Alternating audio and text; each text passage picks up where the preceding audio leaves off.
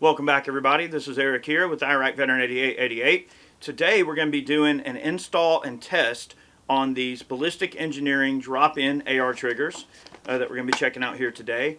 A quick honorable mention, they also make a great drop-in SCAR trigger. Now, the SCAR trigger we are not going to be using in today's video. We will do a video on that trigger in the future. I'm going to build out one of the 7-inch SCAR pistols into an SBR, and we'll drop one of those triggers in and have some fun with it and report on that when we do our video on that particular SCAR. So stay tuned for that. We're going to be installing the Accurized version of this particular trigger. These triggers are great. They use all hardened tool steel components through and throughout, mil-spec construction. You get a full power hammer spring out of these, which is great, so you don't have to worry about inconsistent ignition with military primers or anything like that. The Accurized version is adjustable from 2.5 to 4 pounds, so you get some good adjustability. We're going to drop it in. It does have a flat shoe. The way that these triggers operate in terms of the fulcrum points are just really unique. They're very simple, but the way they're made is really cool. And they also come in at a great price point. They're American made, like $150 for the core model. Now the core is the one that I'm holding with the curved trigger bow. This is a fixed 4-pound trigger with a curved bow. This particular one is nice. You got a short reset, zero creep, zero over travel. It's a great trigger, great drop-in unit. The Accurized version is about $30 more, so I think about $179 for the Accurized version that gives you the adjustability. They are a drop-in unit. I'm going to go ahead and install one for you just to show you how easy it is. Let's go ahead and drop my SPR on the table here. This is an 18-inch SPR with a chemically welded APD suppressor that is on this particular unit. This is a 6-power ACOG that we've got dropped on this particular unit. It's a fantastic rifle, and I know it delivers the goods. It's very accurate. So we're going to drop this trigger in and have some fun with it, and we are going to take it out to the range in today's video. So stay tuned after the install. It won't take long to do the install, and then we're going to drop a trigger pull gauge on it, test the factory weight, see what it's looking like. If I'm happy with it, we're going to leave it set there and go and head out to the range. All right? Let's do it.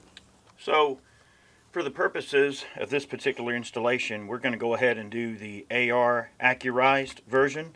This particular trigger, in case I didn't mention before, is adjustable from 2 to 5 pounds. It might be 2.5 pounds. I do have a trigger pull gauge. We will test that. But it is a drop-in trigger. You can see it's one complete unit. Very unique setup. I'm going to set this off to the side. We're going to remove the old trigger out of this particular lower. Now, this is a Mag Tactical lower, an older one that has kind of some unique pins, but that's not going to be really any different. Your pins are your pins. That's all good. We're going to go ahead and remove the grip just so we can go ahead and get our safety out. Now, there are some hacks, and I guess it depends on the variety of trigger that you are taking out and putting in. Sometimes you can finagle the GI triggers in without having to remove the grip or the safety, but just to make life easier on ourselves, we'll go ahead and pull it off. And we don't really have to, I don't think we'll have to pull the grip off all the way. We should be able to just loosen it like this, and then we're gonna work this safety out, and we can just leave the grip in there, and we took the safety out. All right, so those are standard safety. Let's set that off to the side. We don't really need that right at the moment. Grab our trusty armorer's block, which my blue armorer's block is missing in action, so I'll just use, so this oddly enough is actually for doing a front sight base install, okay, on an AR. So it is an AR armorer's block, although we're going to use it to pull some double duty here, and I'm just going to lift this up, and we will give these pins a bit of gentle persuasion and get them to come out here. They shouldn't really take a lot of force. Okay, a couple of pins there. Okay, we're going to pull the old trigger out. Oh, yep, it took itself out. Look at that. Self-serving. All right, we can see we've got the trigger out and the existing trigger pins right here. Okay, not really a whole lot to report in that regard. AR triggers, they're very simple to mess with. I mean, they're essentially adult Legos. All right, we're going to go ahead and pull the Ballistic Engineering trigger out. I should have allowed the tension off of that hammer before I drove those pins out, but that's okay. No big deal. Oh yeah, look at that. That is beautiful. Okay, so we have a couple of set screws that can be adjusted from the top, and what that's going to do is that's going to take the play out of the trigger. We don't want it to have any fore and aft movement. It needs to be nice and solid. So when we put it in, we're going to push those screws in just until they barely touch. Okay. Now, our trigger adjustment is actually this screw right here in the center. I know that's probably a little bit difficult to see, but there's a screw in the center. And you can see the way that this particular trigger is designed is very unique. Rather than having, let's just say, some sort of a pivoting sear block or something like that, it uses one continuously long armature, like an arm here, and it's under very, very good consistent pressure, and there's one centralized fulcrum point that hinges upon, and it makes for a very, very good smooth trigger pull. Okay, so we are going to try this bad boy out, but let's get it installed first. Okay, one interesting thing about this trigger that I want to mention is that you can actually engage a safety with the hammer down. So that's one of the unique features of this particular trigger. You can see that we have a flat bow. All right, hopefully we're going to have room for that in our trigger guard. I think we are. Okay. You have a flat bow, and you have a full power hammer spring. So that is nice because you're always going to get consistent ignition, right? A lot of aftermarket triggers do have, you know, perhaps sometimes, let's just say a limited, let's just say that they will have, you know, maybe a limited amount of power that you can get out of them. Okay. We're going to place that in. You can see it's just a drop-in fit. Now, it is a rather tight fit, but that's good. You do want it to fit tight, and we're just going to place the pins back in. Okay. Didn't really require a lot of issue there. ARs are so easy to work on, y'all. I mean, look at that. What is not to like about that? Okay. Okay. Get our safety back in. We'll have to drop that back down. Now we may have to come in the other side here and just compress this little plunger here. I've got it facing away from me. That's okay. Just like that. Okay. And we'll go ahead and retighten this grip screw. And then we're going to proceed to adjust this thing and check the trigger pull real quick. So let's get this tightened back up.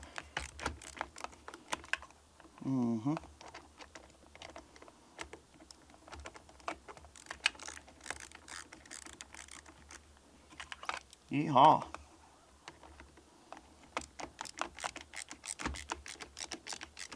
There we are. There we are. Place this little guy back on here. Alright, let's go ahead and just do sort of a basic functions check and see kind of what we're working with here. Okay. Ooh, very nice. Those pins feel nice and tight. Yeah. So the only thing left to do, and it's going to be very difficult for me to show and articulate here in the video, but the only thing left to do is just to run those two screws. I'm going to have to gently lift the legs for the hammer spring out of the way just so I can get to those screws, and I'm going to take a little tiny Allen key. You can see where the machining is, the concave machining where they threaded it, okay, in there.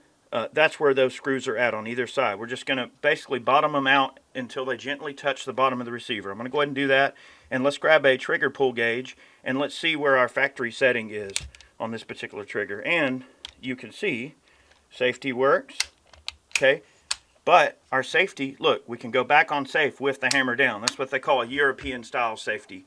I don't know, it may just be some requirement that that European shooters have, but that's what I've heard it referred to as, is like a European style safety cut on the trigger. So very cool. And the trigger, or the hammer, can be reset with the gun on safe, which is typically, let's just say maybe a little bit atypical for some situations, but anyway, good to go. Well, it's not atypical for the hammer to reset on safe. That's obviously quite a normal feature, but normally the gun will not go back on safe with the hammer in the forward position. So that's cool that you can do that. All right, let me check this thing, and let's grab the trigger pull gauge. Okay, we're about to take this bad boy out to the range and test out this new trigger. But before we do, let's go ahead and check the trigger pull weight. We've got a Lyman trigger pull gauge here, and I've got this Brownells block. Look, I'm going to slide this over just a little bit. I'm setting this block right here just to keep the trigger from impacting the receiver. Okay, let's go ahead and give it a try. Okay.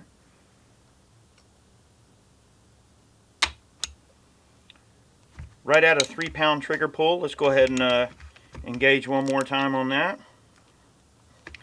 See how consistent that is.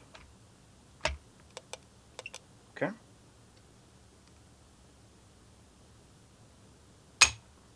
Gorgeous. Gorgeous, gorgeous. About a 3-pound trigger pull. One more. And then we're going to put this back together and go test it out. See how it shoots. Okay.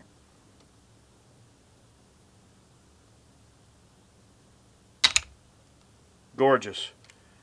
2 pounds, 15 ounces. Perfect. Let's go test this thing out, shall we?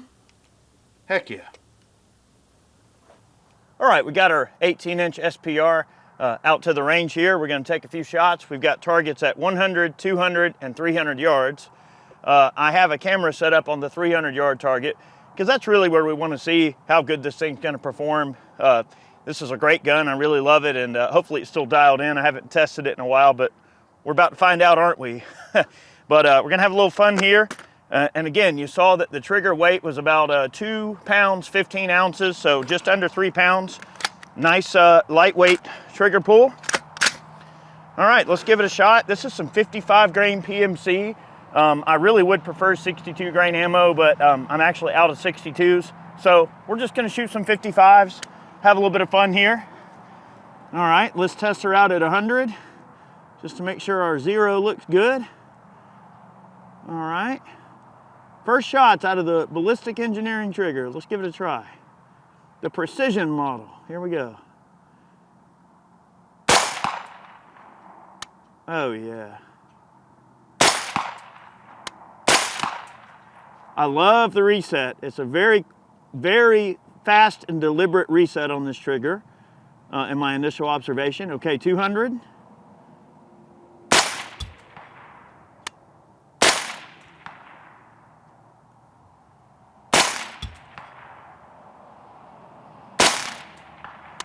Looking good. Okay, 300, and we got a camera downrange. We'll give it a shot.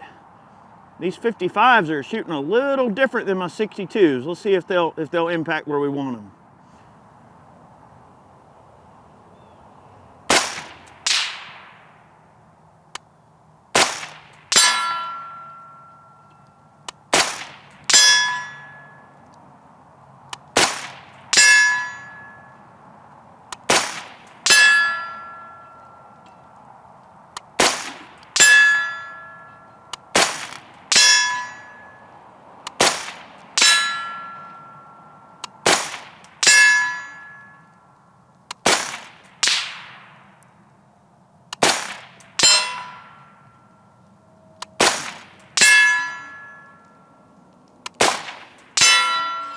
Okay, tell you what, we'll try that 10-inch plate right there to the left, see if we can hit it a couple of times.